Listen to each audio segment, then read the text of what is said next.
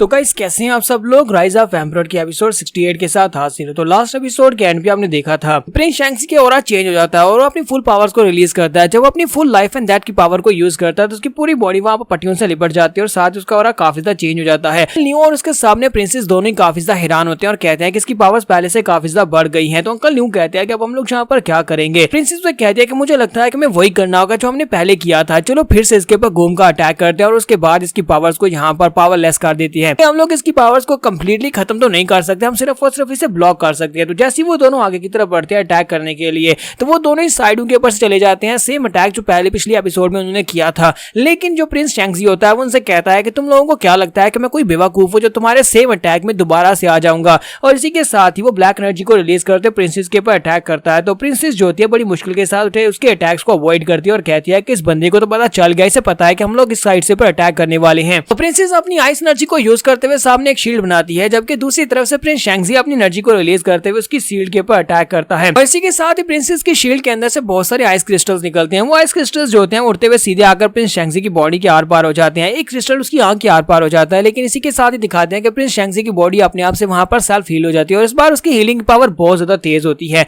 तो प्रिंसेस कहती है कि इसकी पावर्स पहले से बहुत ज्यादा बढ़ चुकी हैं और इसके रिकवर करने की एबिलिटी तो एंडलेस है, हम लोग चाहे कुछ भी कर ले हम लोग इसको मार नहीं पाएंगे। और अंकल न्यू पीछे पहुंच जाते हैं और कहते हैं कि मेरे ऊपर छोड़ दो, मैं फिर से इसको यहाँ पर निकल जाता हूँ और मेरे पॉइजन से इसको पिघला दूंगा। जैसे अंकल न्यू उसके करीब पहुंचते हैं उसके ऊपर अटैक करने के लिए तो प्रिंस शैंक्सी उसे कहता है कि बुड्ढे स्नेल कहीं कि तुम्हें क्या लगता है कि तुम यहाँ पर मुझे दोबारा से अपनी बॉडी के अंदर डिवावर कर सकते हो। और वो अपनी पावर्स को यूज करते हुए वहां पर उसी पेड़ की यानी पोमो की बेलों को ही यूज करते हुए अंकल न्यू को वहां पर उन बेलों के अंदर जकड़ लेता है। वो बड़ी तेजी के साथ वहां पर उसकी एनर्जी को एब्जॉर्ब कर रही होती है। शैंक्सी उसे कहता है कि यहाँ पर तुम लोग किसी को मार नहीं सकते, तो सिर्फ और सिर्फ होल्ड बैक करके रखा जा सकता है। तुम्हें यह सबक क्यों नहीं याद हो रहा? क्या तुम्हें समझ नहीं आ रही कि तुम लोग मुझे मार नहीं सकते? मेरे पास लाइफ एंड डेथ की पावर है। तो प्रिंसेस कहती है तो फिर ठीक है, मैं यहाँ पर तुम्हें होल्ड बैक करके रखती हूँ। और प्रिंसेस अपनी एनर्जी को रिलीज करती है। वो अपनी आइस एनर्जी को रिलीज करते हुए उसके ऊपर एक पावरफुल अटैक करती है। वो अपनी तलवार के साथ बहुत सारी एनर्जी को रिलीज करती है और वहां पर एक जबरदस्त आइस का धमाका होता है और बहुत सारी बर्फ के साथ वो नीचे के पूरे एरिया को फ्रीज कर देती है। जब वो नीचे के पूरे एरिया को फ्रीज कर देती है तो कहती है मुझे लगता है कि थोड़ी देर के लिए प्रिंस शैंक्सी को यहाँ पर इसके अंदर ट्रैप करके रखा जा सकता है,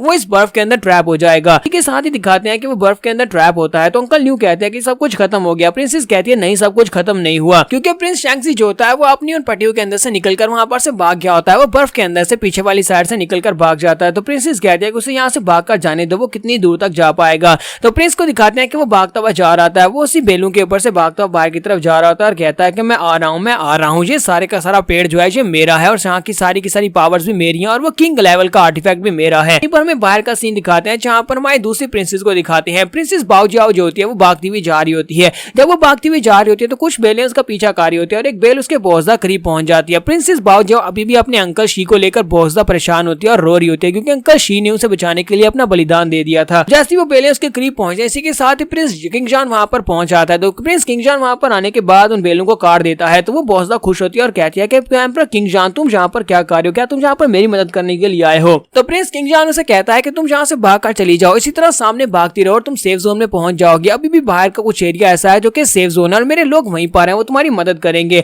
यहाँ पर रहना बिल्कुल भी सेफ नहीं है। तो प्रिंसेस कहती है और तुम कहाँ पर जाने वाले हो? तो प्रिंस उसे कहता है कि मैं इस वक्त फाइट बैक करने वाला हूँ, क्योंकि मैं जहाँ पर उस जायंट पिट में जाऊंगा, उस बड़े से गड्ढे में जहाँ पर से ये पोमो मॉन्स्टर निकल रहा है, मैं इस बड़े से पोमो मॉन्स्टर को इसकी जड़ों को काट डालूंगा ताकि ये दोबारा किसी को भी इस तरह से परेशान ना कर सके और किसी को भी मार ना सके। तो बाओजियाओ से कहती है क्या तुम यहाँ पर इस बड़े से पेड़ का नाम बता रहे हो? क्या इस बड़े से पेड़ का नाम पोमो है? क्या ये कोई मॉन्स्टर है? क्या वाकई में ये एक मॉन्स्टर है? तुम्हें इस बारे में कैसे पता चला? तो प्रिंस किंगजॉन उसे कहता है कि ये सब कुछ मुझे लीजी ने बताया है। प्रिंसेस उसे कहती है क्या तुम वाकई में सच कह रहे हो कि अगर हम लोग उस बड़े से गड्ढे में पहुंच जाते हैं जहां पर इस मॉन्स्टर पोमो की जड़ें हैं तो क्या हम लोग इसको खत्म कर सकते हैं और जहां पर इससे अपना बदला ले सकते हैं? इसको डिस्ट्रॉय करना चाहती हूँ, मैं अंकल शी का बदला लेना चाहती हूँ, तो मैं तुम्हारे साथ चलूंगी। मैं भी जाकर इस पोमो मॉन्स्टर को मारने में तुम्हारी मदद करने वाली हूँ, क्योंकि अंकल शी को इस मॉन्स्टर ने मारा है, उसकी एनर्जी को एब्जॉर्ब किया है, तो अब मैं इसको जड़ों से उखाड़ दूंगी। और जहां पर हमारी एपिसोड 68 का एंड होगा। जैसे नेक्स्ट चैप्टर आएगा तो उसको भी एक्सप्लेन किया जाएगा। तो फिलहाल के लिए एपिसोड 68 का यहीं पर एंड करेंगे। एपिसोड की एक्सप्लेनेशन अच्छी लगी हो तो कमेंट करके जरूर बताइएगा। चैनल को सब्सक्राइब कर दें, वीडियो को लाइक और शेयर कर दें। शुक्रिया।